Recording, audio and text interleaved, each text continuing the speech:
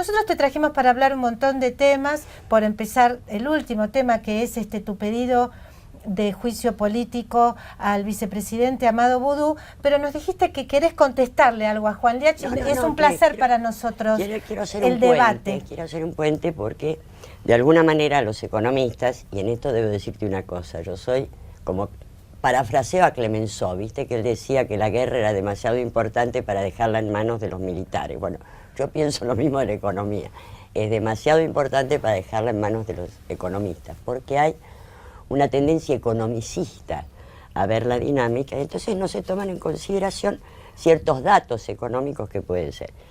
En primer lugar, yo creo que el problema de la Argentina no es que vengan capitales, es que no le sigan robando los capitales. Y este elemento de el saqueo que ha sufrido la Argentina y la corrupción se vinculan con lo del juicio político. Vos fíjate una cosa, la deuda externa, te doy cifras de almacenero.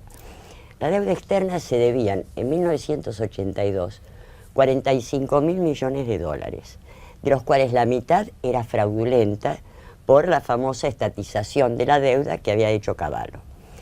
Por esos 45.000, en 30 años se pagaron 391.000 millones, 400.000 con lo que van a pagar ahora. Pero además, en el marco de la deuda, que por ejemplo estuvo la privatización de YPF, se perdieron de renta petrolera y gasífera en 20 años, calculándole un promedio de 10.000 por año, estás con 200.000 millones de dólares más. Como se desarticuló la flota naviera, mercante y fluvial, la Argentina paga 5.000 millones de dólares anuales. En 20 años son 100.000 millones de dólares más. A eso calcularle todo lo que tiene que ver con los vaciamientos de empresas, la liquidación del ferrocarril, etcétera, etcétera. Estás en que en 30 años Argentina fue saqueada en 900.000 millones de dólares. 900.000 millones. Calcula, como diría Pino Solanas, escandaloso. Un escándalo. Un escándalo, como de la nata. Por eso hicimos memoria del saqueo. ¿Y qué tiene que ver? Memoria del saqueo, perdón, ¿es un documental, una película? Es una película documental que se hizo sobre la base de las investigaciones que yo había hecho. ¿Pero qué tiene que ver el pobre Boudou con todo esto? El pobre Boudou tiene que ver con que a eso hay que sumarle el hecho de que para mí, alguien que tiene las claves de la economía, más allá de si los grandes economistas, si von Hayek, etcétera, etcétera, es Luis Barrio Nuevo, cuando él decía, si se dejan de robar este país sale. Y yo creo que es así. Vos fíjate en los subsidios subieron de 800 millones de dólares en el 2006 a 17.800 en el 2011, de los cuales los subsidios sociales son no más de 3.000, 4.000 millones. El resto fue a las grandes empresas y fue uno de los canales de corrupción. Ahí lo tenés a Cirigliano con el tren, lo tenés a las empresas eléctricas. Claro, porque esos personajes que vienen de la década del 90 continúan perfectamente porque acá se en ha la hecho década kirchnerista. Una forma de acumulación corrupta de capital que a su vez es la madre de la acumulación mafiosa de capital. Y esto hay ahora, que también es cierto que había en los intelectuales cada una especulación de crear una nueva burguesía nacional. Sí, pero vos sabés que toda burguesía nacional tiene una etapa de acumulación primitiva que, como diría el bueno de Marx, está manchada de lodo y sangre, es decir, se hace a través de corrupción. ¿Cómo hizo la acumulación primitiva la burguesía inglesa? A través de los piratas, digamos, claro. A través del robo, los piratas. Esto también lo están haciendo a través del robo y los piratas. ¿O vos creés que la aparición de los Lázaro Báez, vos fíjate, un modesto empleado de banco, que 5 años después de que un amigo de él es gobernador, se puede comprar 25 estancias de 400.000 hectáreas, más 5 empresas constructoras. Es un muchacho que ahorra mucho. Bueno, esa es la acumulación primitiva que se está generando en esto. Y concretamente sobre Boudou, ¿cuáles serían los fundamentos del juicio político? El tema es que Boudou tiene un problema fundamental que es su participación en la recuperación de la quiebra de Chicone como ministro de Economía, que no debía participar, para gente cercana a él, para favorecer a gente cercana a él. Él lo ha negado terriblemente, pero nosotros presentamos el juicio político a partir de la convocatoria a indagatoria, es decir, cuando el fiscal pide la indagatoria, quiere decir que hay elementos bastante importantes que sospechan la existencia de un delito. En este caso de acciones que van en contra de la ética en la función pública. ¿Qué significaría en términos institucionales un juicio político a Amado Boudou? Bueno, un juicio político es lo que hace el Congreso, diputados hace la acusación, después pasa a senadores, donde se le pide la renuncia y eventualmente prisión a través de No hay en la historia argentina un caso de un vicepresidente sometido a juicio político. Bueno, no. Creo que no hay ningún caso de un vicepresidente llamado a indagatoria bajo sospecha de delito. Y realmente es un caso gravísimo desde el punto de vista institucional y me parece muy valioso que el Congreso se involucre. Sí, el tema es que hay muchos elementos que ya pasaron y que dan cuenta de un poder importante detrás de Boudou. ¿Por qué? Porque hay que recordar que cuando el fiscal Rívolo en su momento descubrió las famosas facturas de cable y de teléfono a nombre de Alejandro Van den Broel, que fue el presidente, designado presidente, y que Boudou decía que no tenía nada que ver, no tenía nada que ver, pero un departamento de su propiedad tenía las facturas de teléfono y de cable a nombre de Van den Broel, y él decía que no lo conocía. Puede ser, pero aquí que tuvo otro elemento ahora, que es, va a sacar la membresía del Club Hyatt, sí, digamos, ¿no? El club Perón Duo. Sí. Y entonces su secretario privado, que se llama Cachi Romano, le da, como registro de la membresía, da un teléfono para conectarse con Boudou. Y es el mismo teléfono que está aprobado al cual llamaba Van den Broel varias veces. Por otra parte, están las declaraciones de Nicolás Ciccone y de su yerno, que efectivamente las primeras reuniones las tuvieron con Boudou, 2 reuniones, en otros casos se dice que son 4, con Boudou, que le pasó a su socio Núñez Cardona para que siguiera con las negociaciones. O sea, hay muchos elementos que lo involucran en Hay elementos, o sea, es un ejemplo de saqueo, ¿no? De este saqueo que vos decís, Alcira, que viene en forma consistente a lo largo de... Que se ha impuesto como una cultura exactamente, como una forma, parece, de gestionar la política en la Argentina. Sí, y el tema es que lo más grave de todo esto es no solamente cómo esto ha afectado al potencial de la Argentina. Por ejemplo, ¿por qué no se ha hecho una auditoría de la deuda como la que hizo Ecuador? En Ecuador, cuando Rafael Correa hace una auditoría de la deuda y en esa participó Alejandro Olmos Hijos, que trabaja con nosotros, sí, cuando los bancos se enteraron que tenían registrados todos y cada uno de los desfalcos que habían cometido, fueron los bancos los que vinieron a pedir una negociación y les dijeron, bueno, con la tercera parte nos conformamos, pero que esto no se publique. Bueno. Ahora, me quedé pensando cuando usted dijo un poder detrás de Boudou. ¿Qué otro poder detrás de Boudou puede haber? No, yo digo arriba. ¿Arriba? Arriba de Boudou. ¿Qué puede ser? Porque hay algunas casualidades permanentes. ¿Y qué es? Otro elemento, otra persona que está llamada indagatoria es Máximo Lanuse. Sí. Máximo Lanuse es la mano derecha de Jorge Brito del Banco Macro, sí, que se supone que es el que puso la plata, que no fue el tío Allfound, sino que fue el Banco Macro, pero no se sabe por qué no quería que apareciera su nombre.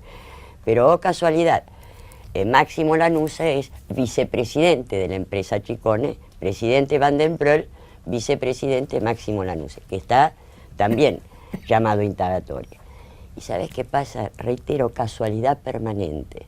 En esos mismos momentos en que se hace la negociación, un poquito después, hay una compra de 2 departamentos en el edificio del Banco Macro de Puerto Madero, uno de Cristina y otro de Máximo Kirchner.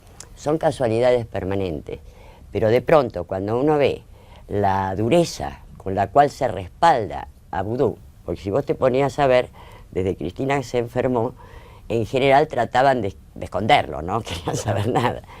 Porque efectivamente es el político que tiene peor imagen en la Argentina hoy, porque la sociedad no se traga, que no conoce todo esto. ¿Y cuál sería el trámite de ese pedido de juicio político? No, ¿Ustedes lo van a presentar. Esto ya se ha presentado, va a una comisión que se llama la Comisión de Juicio Político. ¿Quién la preside, Alcira? No está todavía designado porque se están recién designados. No están constituidas las comisiones No en el están Congreso. constituidas las comisiones en general. Sí. Se constituye la Comisión de Juicio Político y ahí ya es un problema de relaciones de fuerzas. ¿Qué dice el resto de la oposición, los radicales? Mira, ellos han presentado también sí, son otro varios pedido de bloques los juicio que han político, pedido. lo que pasa es que lo presentaron antes de la indagatoria. El PRO también ha presentado, me parece, un pedido de juicio creo político. que sí, y otros piden renuncia directamente, etcétera. No, yo creo que tiene que ser Me parece juicio muy político. importante, sí, que la oposición se ponga de acuerdo en una iniciativa de estas características que realmente lleve al debate público las implicancias de este caso realmente tan perjudicial para la democracia argentina. Sí, porque verdaderamente lo que pasa es que tengo la sensación de que había mucha impunidad. Hay mucha impunidad sobre la corrupción. Por eso otra de las leyes que nosotros presentamos fue la imprescriptibilidad de los delitos de corrupción. Porque si no, haces infinitos casos de corrupción que se conocen, los jueces la van pateando. Claro. Y cuando de golpes prescribe porque pasó el tiempo. Entonces esto hay que decirlo, no, hay que poner un límite. Claro. ¿Por qué hay que poner un límite? Porque yo lo que decía, vos fíjate, hagamos cálculos de almacenero.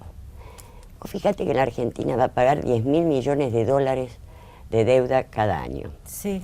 Y si haces una moratoria de 3 años, mientras se hace una auditoría, y esos 30.000 millones lo utilizás para hacer un shock de inversión en la Argentina, por ejemplo, la reconstrucción del sistema ferroviario, donde tenés creación de decenas de miles de puestos de trabajo legítimos y en blanco, en la producción, en la fabricación de ferrocarriles, en las industrias proveedoras, en el servicio de ferrocarril, más en el reavivar los pueblos fantasmas, que ahí también te da puestos de trabajo, con desarrollo. La verdad que es una idea bárbara, Alcira. La otra idea, la industria naval, si vos estás pagando 5.000 millones de dólares en flete, con 2.500 millones haces 30 barcos de alto calado, que te recompone gran parte de la flota mercante.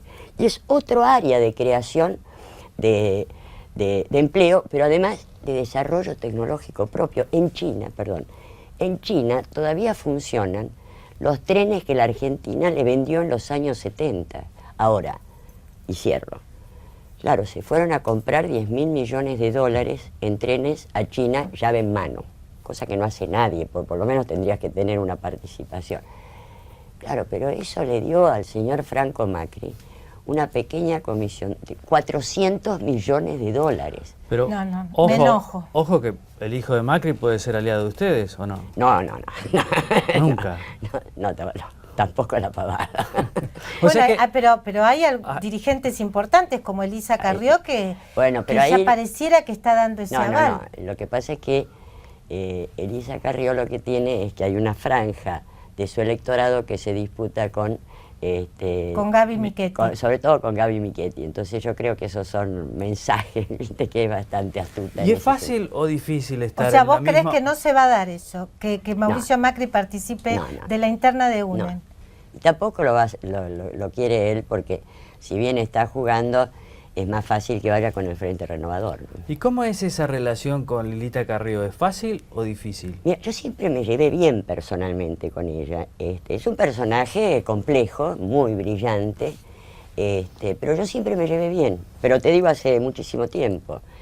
Y lo que a mí me sorprendió es que, con motivo de la formación de la Coalición Sur, hicimos un acuerdo programático, se pusieron unos puntos para irlos desarrollando, la cantidad de coincidencias que teníamos. Eso la verdad que me sorprendió muchísimo, ¿no? Ahora, la lógica de la política, viste que en la Argentina es muy fluida, muy gelatinosa, coincidís, no coincidís, etcétera, porque la crisis de la Argentina también está en la crisis en la política, ¿no? Entonces, O sea que para Proyecto Sur el límite sigue siendo Macri, digamos. no es el límite, vamos a tener en cuenta esto. A ver. Acá se ha hecho un acuerdo lo mismo que en UNEN, donde tenés puntos básicos de acuerdo y grandes diferencias. Las reglas de juego, ¿qué significan? Que en vez de competir en las generales, golpeándote uno con otro, en las pasos utilizás las pasos para determinar la representatividad que cada uno tiene. Y sobre esa base, entonces se hacen las generales con la representatividad de cada uno. Pero esto no elimina las diferencias. Claro. O sea, vos podés tener puntos mínimos de acuerdo y grandes diferencias. Entonces, no sé si se entiende eso. Una lógica, que es lo y que me pasó. parece muy inteligente, de hecho ha sido muy valioso para ustedes en Capital Federal, Sí. y trasladar eso a nivel nacional, bueno, me parece realmente, digamos, no sé, Argentina Año Verde, excepcionalmente bueno para la política y no solo para el espacio UNEN. ¿Quién sería tu candidato en principio para las elecciones del 2015? Bueno, nosotros lo tenemos a Pino, ¿no? O sea, ¿él va a volver a competir? No, todo esto se está definiendo, esto es muy prematuro. Nosotros no queremos hablar de candidaturas porque verdaderamente la crisis del país hace que tenés que tener el 99% de la atención puesta ahí. La situación y el escenario político es muy cambiante, entonces falta como un siglo para definir las elecciones. Seguramente hacia fin de año se van a más o menos ir delineando quiénes serían las candidaturas. Pero Y en el caso de Buenos Aires, que también es un distrito muy importante. No, ahí lo que vamos a hacer es lo mismo. Es lo mismo, pero se van a todos los presentar, distritos. la idea que es que se presenten todos los candidatos que quieran. Después se verá si hay algunos que... ¿y apoyarían Dentro de ustedes los- a Carrió, por ejemplo, que ahora dice que podría ser candidata a jefe de gobierno? Carrió no ha dicho que puede. Él dice, puede ser, lo veré, etcétera. Por supuesto, en este momento hay una alianza que, te decía, que partió de diferencias y que hemos encontrado que tenemos más Sí, me coincidencias. parece muy Y inteligente. te diría una cosa, con mucha de la gente de Carrió, los jóvenes nuestros, sobre todo con jóvenes de coalición, venían trabajando hace años en conjunto, en defensa de lo público, contra la minería a cielo abierto, en defensa del agua y demás, porque realmente tiene un grupo de juventud muy interesante. Lilita. Lilita, sí. Alcira, hablábamos fuera de aire de el último documento de Carta Abierta. Me decías que lo leíste el documento. ¿Qué te pareció? ¿Qué sentiste cuando lo leíste? Porque sé que muchos de los miembros de Carta Abierta han sido compañeros de ruta tuyos, que has tenido mucho contacto a lo largo de tu vida académica, de tu vida política. Sí, con ellos, entre ellos, con Horacio González, he sido y soy muy amiga. Claro. Tenemos diferencias El actual presidente, públicas. el actual director de la Biblioteca Nacional, que no estuvo en la última reunión de Carta Abierta, Bueno, yo lo creo cual que ahí generó algunos rumores de que ciertos- quieren desplazarlo. Hay ciertos conflictos internos porque Horacio nunca fue así un subordinado, un soldadito, ni mucho menos. Es un tipo con un sentido crítico, aunque públicamente apoya esto. Mira, yo creo que es el tema de que cuando los intelectuales se partidizan a tal nivel, en una lógica en la cual hay un verticalismo infernal, ¿viste? Que es conmigo, sinmigo, el que no está conmigo es terrible, etcétera, y no se permite ninguna crítica. ¿Vos viste lo patético que son los aplaudidores de Cristina? Sí. La verdad, es una cosa triste. Sí. Entonces no tienen ninguna capacidad crítica y por lo tanto o te subordinas o seguís adelante. Y esto hace que en Carta Abierta, más allá de los estilos que tenga Foster o el mismo Horacio, viste que son unas vueltas y volteretas y no sé qué. Yo me acuerdo de la anterior Carta Abierta, Sí. que decía la inseguridad es un factor intrínseco a las megalópolis modernas. ¿Qué megalópolis? El narcotráfico, no sé. Claro, ¿Viste? claro. Es como eso que lo Quieren que no edulcorar lo exacto, lo nos que además criticaban a nosotros todos por la alianza vivimos- con Carrió, pero estaban aliados de Otallé, de Gildo Infran en las provincias, de lo que son los varones del conurbano. Y esto se hace en los osos, eso es como si no existiera en el kirchnerismo, cuando el poder territorial del kirchnerismo, que fueron los varones del conurbano, los más pesados, más los gobernadores. Claro, ¿sí? lo critican con razón a que Otacé se haya ido con Sergio Massa porque es lo peor del peronismo bonaerense, pero la verdad que fue aliado de ellos hasta 2 días. Exacto. Pero lo que pasa es que ellos eso no lo tocan y lo ignoran. Entonces, y en la última, hay cierta insinuación acerca de la nacionalización de las exportadoras de grano. Sí. El tema con eso es que, viste, la farsa, ¿qué es lo que pasó con YPF? Nosotros apoyamos la nacionalización de YPF. ¿No se arrepienten de haber apoyado No, la no, lo que pasa es que a veces nacionalización de te YPF? encontrás en Transilvania. Tenés que elegir entre Frankenstein o Drácula. Entonces, entre Repsol o una empresa que se nacionalice, pero que se nacionaliza mal, porque en realidad hicieron una Pero sociedad... si sabían que se iba a nacionalizar Claro, mal. y entonces se la dejabas a Repsol, que la estaba vaciando.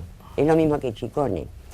Nos criticaron que Chicone, que habíamos dicho que se nacionalizara Chicone. Nosotros hablamos con los delegados de los trabajadores de Chicone, que nadie los menciona. Le dijimos, ¿qué hacemos con esto? Y él nos dice, por favor, voten la nacionalización, porque si no, si mandan la quiebra, nos echan, somos 200 trabajadores que tienen dos aspectos que son difíciles de conseguir. Una calificación especial para emitir billetes y una honestidad probada, porque vos te podés robar un caramelo en la fábrica de caramelo, pero si te robás de la fábrica de billetes, Sí, te das cuenta. tienen Bueno, que ser gente muy especial, pero Y lo entonces, mismo con y él las dijo, AFJP. pará, perdóname. Una crítica que ustedes tienen y que supongo que es difícil Sí. de manejar es que, digamos, le han facilitado los recursos para, digamos, continuar con el saqueo Exacto, que pero vos, ¿sabés del cual qué- vos sabés muy qué bien hacía? hablas. Si no se la dejabas a los bancos, y entonces, por eso te digo, era Frankenstein o Drácula. Por lo menos en el campo nacional nosotros decimos, hay una posibilidad mayor de control. Lo que nos dijeron los trabajadores de Chicone, les garantizamos que ese juicio sigue porque no lo pueden tapar y los vamos a ayudar, y nos ayudaron. Ahora, argumento, ¿usted no le reconoce una cierta astucia al kirchnerismo de apropiarse de ciertas banderas del centro izquierda? No, pero terrible. No solamente eso, lo que acaban de hacer con los derechos humanos, el Instituto Espacio para la Memoria, que es un instituto autárquico y autónomo que depende de la Ciudad de Buenos Aires, financiado, pero es como la universidad. Claro. Tiene financiamiento público de la Ciudad de Buenos Aires, pero está conformado de modo autónomo y autárquico, dirigido por representantes de organismos de derechos humanos, invitados especiales con trayectoria en el campo, representantes de la legislatura y del Ejecutivo. Eso te permitía definir una política de derechos humanos al margen de que el gobierno fuera Ibarra, Tellerman o Macri. Sí. Bueno, ahora el señor Oscar Parrilli y sus superiores, como una de las atribuciones del Instituto era la gestión de los edificios de la ESMA. Entre otros el Casino de Oficiales, que fue el centro del horror, es el Auschwitz, digamos. Claro. Y bueno, y él quiere hacer un museo electrónico ahí, donde el acuerdo de casi todos los organismos es que eso debe quedar tal como está, por supuesto con el mantenimiento del caso, porque es lo mismo que Auschwitz. Vos te imaginás en Auschwitz una murga, no sé, es lo que sucede con esos lugares, porque ellos hablan de poner vida donde hubo muerte, sin tener en cuenta que ahí no solamente hubo muerte, hubo degradación del humano hasta límites inaceptables. Torturas, violaciones, asesinatos de madres después del parto para robarles el bebé. Las aberraciones, es lo que pasó. O sea, ¿el gobierno qué quiere hacer? Un museo e inaugurarlo el 24 No, de marzo. Claro, entonces hicieron un acuerdo con Macri, entre Macri y Parrilli, o bueno, el que fuera, para entonces le sacan al instituto, sin consultar a nadie, te quiero decir, entre las personas destacadas del instituto está Adolfo Pérez Esquivel, no sé si entendés, y el que lo saca... Él se pronunció absolutamente en contra. Pero por eso te digo, ese es el nivel de quienes están en el instituto. Y esto lo lleva adelante Oscar Parrilli, por favor, es un cara dura. ¿Y entonces qué es lo que quieren hacer? ¿Quieren hacer un museo, electrónico? Y una especie de tecnópolis, de tecnópolis de la memoria, con su propio relato de lo que ocurrió ahí adentro. Cosa que está absolutamente resistida por los sobrevivientes que atravesaron el infierno. Y esa fue una forma de apropiación que en muchos casos degradó mucho. El instituto no había cedido a la partidización de los derechos No, humanos. era el único, es decir, vos fíjate que es el único espacio, junto con el Serpag de Pérez Esquivel, donde no se pudo meter la cuña de la partidización kirchnerista en los derechos humanos, que en algunos casos lleva a situaciones muy Es lo más dolorosas. perverso de este gobierno. Sí, sí, sí, porque además lo que te quiero decir es que lo hace un tipo, o el ideólogo de esto, es un tipo que apoyó el indulto de Menem.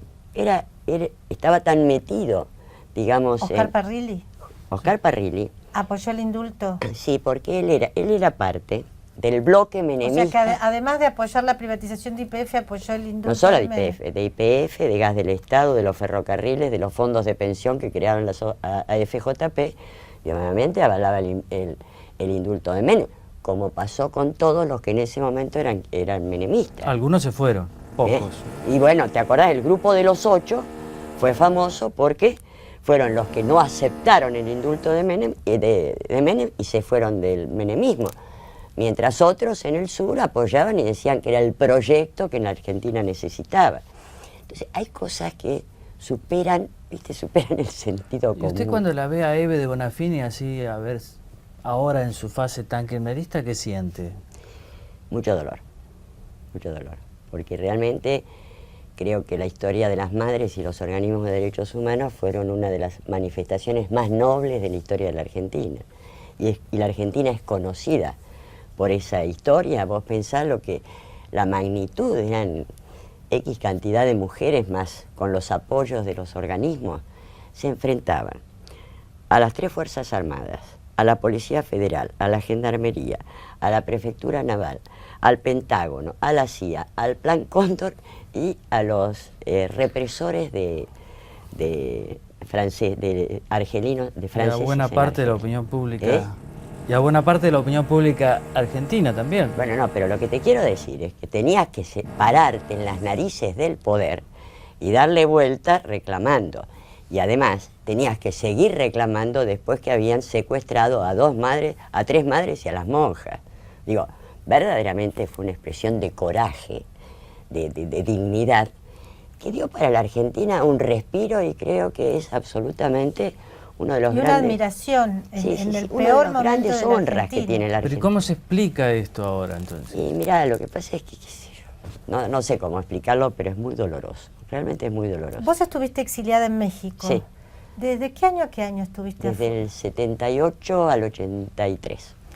Cuando volviste, obviamente, seguramente también en México tomaste contacto con los organismos de derechos humanos. Sí, sí, sí. Seguramente Eve de Bonafini viajó varias veces a México, no sé si muchas veces, pero sé que ha viajado No, mucho. yo a ella con no él. la conocí personalmente. Yo era más bien, soy muy amiga de Nora Cortiñas, más de ese Claro. grupo.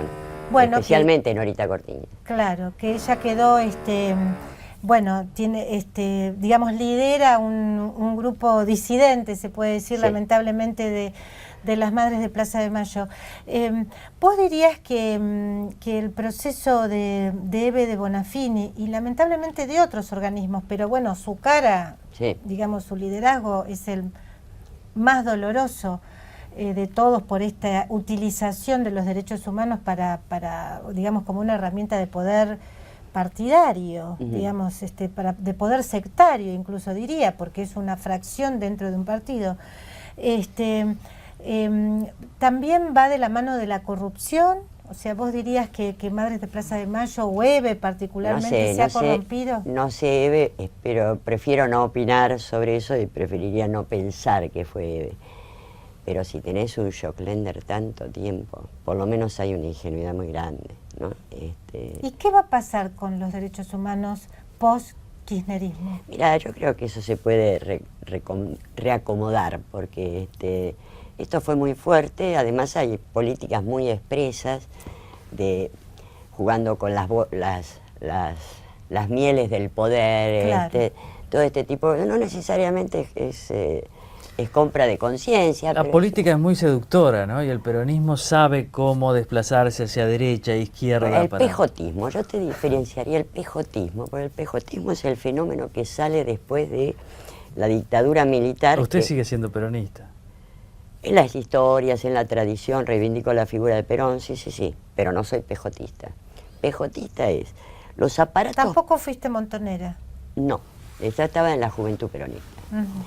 Los aparatos del poder, los aparatos políticos del PJ que tienen poder territorial, por ejemplo, los varones del conurbano, etc.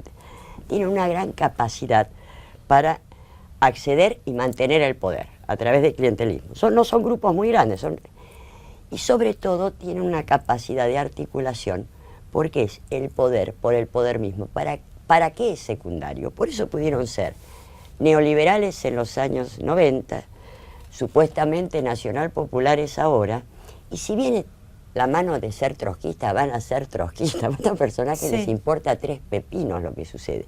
Como no tienen problemas ideológicos, su capacidad de articulación en función del poder es mucho mayor. Y esto es lo que hace... Claro, si la mano viene trotskista... Es trotskista. Que esto tenga algo que ver con lo que fue el peronismo, te diría, un espejo invertido mayor que el menemismo respecto a la historia peronista, no se puede negar. Pero es parte de la degradación o la desintegración de la Argentina que se generó como consecuencia de la dictadura militar. Y también, tampoco podemos ser ingenuos ni conspiracionistas, pero acá había planes de más amplio alcance que para la Argentina, que era esta estrategia de Kissinger, que la traza ya a comienzos de los años 70, que se los cuento otro día, pero no es una casualidad que hayas tenido en el 71 golpe en Bolivia, en el 72 en Uruguay, en el 73 en Chile, en el 75 en Perú y en el 76 en Argentina. Con lo cual toda América Latina, por lo menos América del Sur, quedaba en manos de dictaduras militares que hicieron determinada política. Pero ahora el Fondo Monetario elogia a Bolivia. Elogia a Bolivia porque porque hace un equilibrio fiscal y entonces le parece bien. Pero tiene la capacidad de incluir nuevos sectores sociales con un liderazgo político innegable que tiene Evo Morales y digamos, adaptándose o subiéndose a la ola de inversiones globales. Es decir, pero además, se puede hacer un modelo inclusivo y que te elogie el FMI a la vez. No, pero Bolivia es la prueba. Además, que siguen las indicaciones del economista Luis Barrionuevo. Bolivia no tiene los niveles de corrupción que tiene Eso es una gran verdad, ¿eh? Ahora, Barrionuevo no dijo hay que dejar de robar, dijo tenemos que dejar de robar. Bueno, por eso. Como el tema es que él lo personaliza, pero para que sea una teoría económica hay que despersonalizarlo. Entonces se dice dejar de robar. Pero esa es una gran verdad. La además, clase dirigente que gobierna hoy en Bolivia tiene otra actitud moral, definitivamente. Absolutamente, pero además la inteligencia de Evo Morales. Yo me acuerdo cómo negocia con el rey Juan Carlos el tema de Repsol era también. Primero que rompe el protocolo del rey Juan Carlos porque va con su pullover. Así es. Para mí no hay reyes. Tales serían los intereses del rey Juan Carlos que aceptó la ruptura del protocolo. Entonces lo que le planteó es, mire, don Juan Carlos, quédese tranquilo, nosotros a las empresas que están en Bolivia las vamos a respetar absolutamente. Así que en eso quédese tranquilo. Ahora, eso sí, las que hayan hecho delitos de corrupción, va a caer todo el peso de la ley contra eso. Usted está de acuerdo con eso, ¿no? Tenía en la manga las pruebas de todos los desfalcos que había hecho Repsol. El rey Juan Carlos se tuvo que quedar callado y la negociación fue altamente favorable para Bolivia. ¿Ves lo que significa la ética pública en la política? No es secundario. Porque el tema es que si viste la cosa roban pero hacen. Claro, es una que los argentinos muchas veces toleramos, lamentablemente. Me parece un excelente final, la importancia de la ética pública a la hora de hacer política, porque no solo hay que parecer, sino también ser verdaderamente ético, moral. Me parece el excelente mensaje para cerrar este reportaje. Alcira Argumedo, Ceferino, claro, ¿te parece? Un puntal donde se reconocen todas las fuerzas, porque no es que la ética sea un patrimonio de un sector o de otro, como lo está probando por la contra, digamos, el kirchnerismo.